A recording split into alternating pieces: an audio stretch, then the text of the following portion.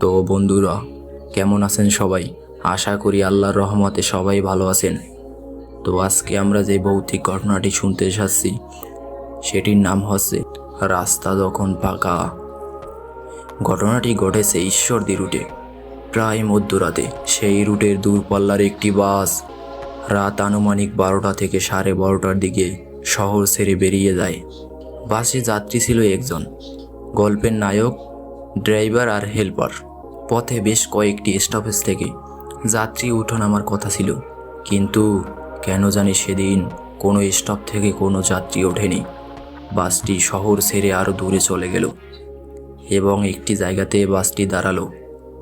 খারাপ জায়গা, লোকের মুখে শোনা। সেখানে দুজন লোক দাঁড়িয়ে আছে দেখা গেল। তারা বেশ লম্বা চওড়া এবং সাদা কাপড় পরা। মুখ অন্ধকারে ভালো মতো বোঝা যাচ্ছে না। তাদের মধ্যে একজনের হাতে ছোট বাচ্চার কাফনে মোড়া লাশ। তারা ড্রাইভারকে বলল, আমাদের সামনের কবরস্থানে নামিয়ে দিবেন। ড্রাইভার আর হেল্পার একটু ভয় পেলেও কিছু বলল না। তারা বাসে উঠে এলো। তখন মনে হলো বাসে বেশ মিষ্টি একটা গন্ধ ছড়িয়ে পড়েছে। রাতের বাস, তাই লাইটগুলো সব অফ করা। ড্রাইভারের কাছে বাসটা যেন খুব ভারী মনে হচ্ছে। যতই স্পিড বাড়ায় বাস আর তেমন সামনে এগোয় না। অদ্ভুত লোকগুলো সারা বাসে এত জায়গা থাকতে গিয়ে বসলো একদম পিছনের সিটে। বাসের অন্য তিনজনের ততক্ষণ কাহিল অবস্থা। ভয়ে যেন সিটের সাথে আটকে গিয়েছে, তারা নড়াচড়া করতে পারছে না। হঠাৎ মনে হলো পিছনের সিট থেকে কড়মড় করে হাড় চাবানোর শব্দ আসছে। তিনজনের বুঝতে আর বাকি থাকে না যে এরা সাধারণ মানুষ না, এরা অন্য কিছু।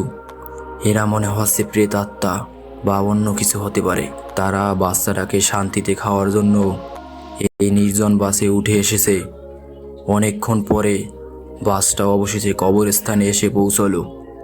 তখন ড্রাইভার তাদেরকে নেমে যেতে বলল।